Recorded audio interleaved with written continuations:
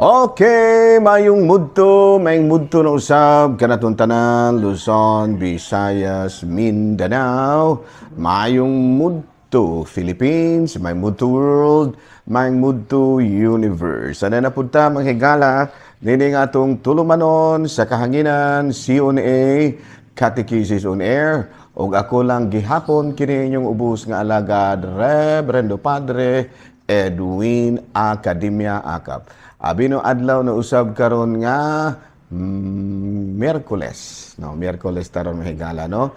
Pizza 11 na kini sa bulan sa Oktubre, no. Bispiras taron. Happy Bispiras di ay sa atong mga igsuon dinha sa lungsod sa Valencia o sa lungsod sa Pamplona, no. Dinha sa Valencia ang ilahang paroko. Ang ilahang patrona dinha mao ang Birhen de los Desamparados o dinha sa Valencia Our Lady of Pilar. Ayan, no, nahala, no. Padayon nato nga timbaya og Happy Vesperas ang atong mga kaigsuonan dinha. Pero karon ang ato ang santo karong adlaw walay lain kung dili si San Serafin, no, Serafim or Serafin of Montegranario, no.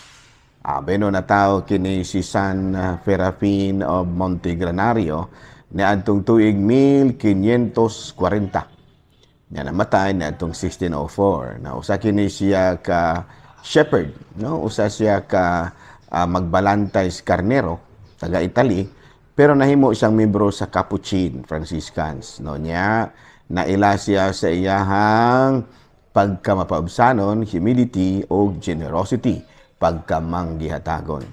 3 hours in prayer kada adlaw gina dinha sa Blessed Sacrament, and very charitable siya to the poor.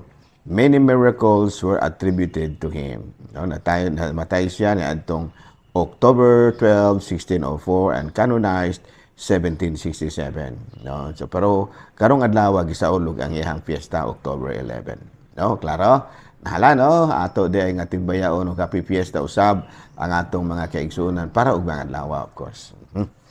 Abi, no, ara kita sa ato ang wala lang mo sa kita karon si CBCP News migala. Abi, no, isip si CBCP News kagahapon napahigayon nato kagahapon si CBCP News day ako na ning ibalita ni. Hapong adlaw napahigayon diri sa Diocese of Dumaguete ang matud pa commission heads meeting together with Father Tuti, Father Augusto Angeles, together with the bishops, no. Si Father Tuti maoy mi nahimong facilitator kagahapon sa mga commission heads, apil nako aron pag on how to integrate the different commissions in the diocese to the basic ecclesial communities. Malipayon si sa nabakitaan og kalipay ang talahuron nga obispo diri sa Dumaguete, si Bishop Julito B. Cortez, sa gipakita usab nga kasibot sa mga pari nga mga commission heads kagahapong adlaw kalakip na ni adtong nakalabayng Lunes. Balita gikan sa Vatican, Pope Francis nanawagan karon og kalinaw sa nasod sa Israel kansa napahigayon karon og matud pa kagubot tungod sa mga rebuilding Hamas nga padayon karon nga nagdala og kagubot sa nasangpit nga lugar. Mao kadto higala ang CBCP News nato karong adlaw og padayon kita sa ato ang mga buluhaton niining kahaponon. Bino ari na kita sa ato ang mga katekisem, no, mga katekisem ato. Unang pangutana sa atong katekisem: what happens to a baby who died without being baptized? No, katong bata bitaw nga namatay unya walay bunyag. Sa CCC number 1261, as regards children who have died without baptism, the Church can only entrust them to the mercy of God as she does in her funeral rites for them. Indeed, the great mercy of God, who desires that all men should be saved, and Jesus' tenderness towards children, which caused him to say, "Let the children come to me, do not hinder them, allow us to hope that there is a way of situation of salvation for children who have died without baptism. Okay, no?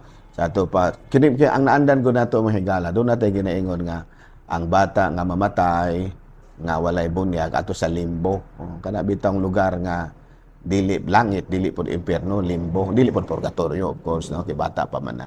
Pero karon, matud pa sa atong pagtulunan sa simbahan, ato na lang gi-entrust ngadto sa mercy, the mercy of God, kung unsa iyang desisyon alang sa mga bata nga walay bunyag.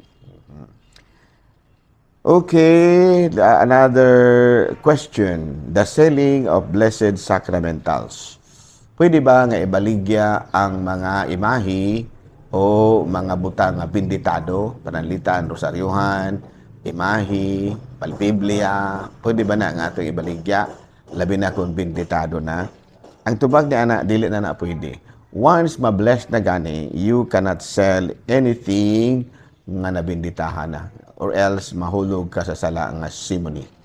No? Binasi ka na sa nahitabo na itong usa ka ginganlan o Simon. No? Nga iyahang gusto untang paliton ang kinibitang katungod sa pagbunyag.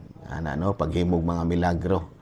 No? Mana, nga gikasabaan siya ni kining San Pedro o ginan siya nga ngadto ka sa imperno o ang imong salapi. No? So muna nga kini mga butang nga binditado na mga rosaryuhan, mga estatwa nga binditado, dili na pwedeng ibaligya. Ihatag na lang pwede. Okay, another question. Another question. What are the effects of the sacraments of confession to a person? Unsa man ang kanang gitawag natong epekto sa sakramento sa kumpisal ngadto sa usa ka tawo. Sa St. Joseph Baltimore Catechism number 382, mao kini ang nasulat.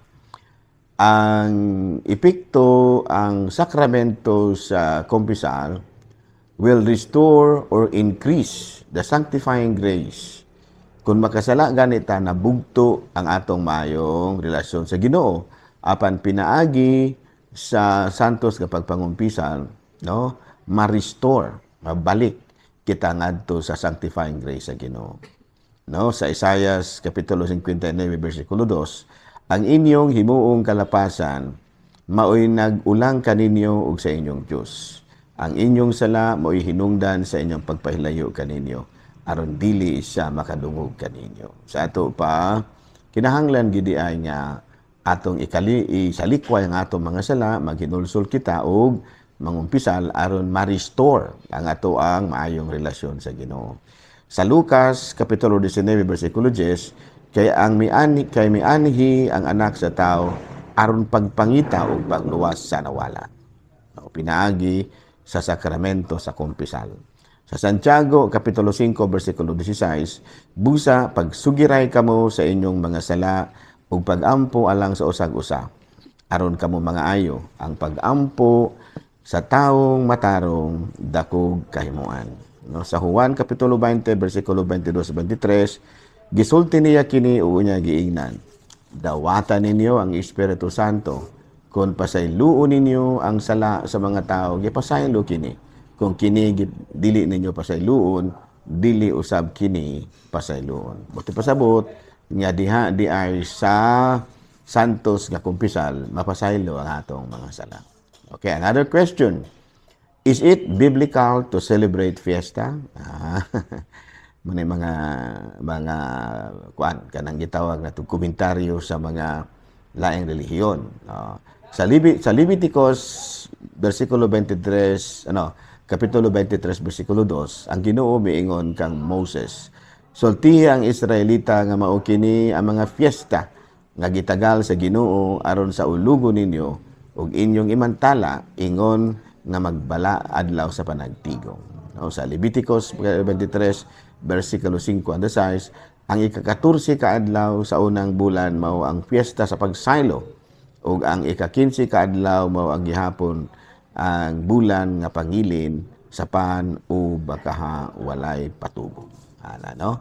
So kabahig fiesta, perting daghana kayong fiesta nga gisaulog sa Biblia. Gani, ang atua jutay ra kung ikumparar sa kanang mga Israelita. Kay kita kausara man ta magsaulog og fiesta sa kitang mga Katoliko, pero ang mga Israelita pitindighan ng fiesta sila kada tuig. No, ito dito, fiesta sa pan nga walay patubo, fiesta sa pagsaylo, no, daghan kay sila gipangsaulog nga mga fiesta. Fiesta sa payag, fiesta sa pagsaylo, fiesta sa pan nga walay patubo, pitindighan na. Kita gani, mao ba nang ato ang fiesta nga kana bitang isaulog nato kada tuig annual fiesta. Okay, klaro? Abi no, dinhi na lang una kita kutob. Ako lang gihapon kini yung ubos nga alagad. Reverendo Padre Edwin Academia Acab. Manamilot usab kaninyo ug manalangin kaninyo ang Dios nga magkagahom sa tanan, Amahan, Anak, Espiritu Santo. Good noon, Pilipinas!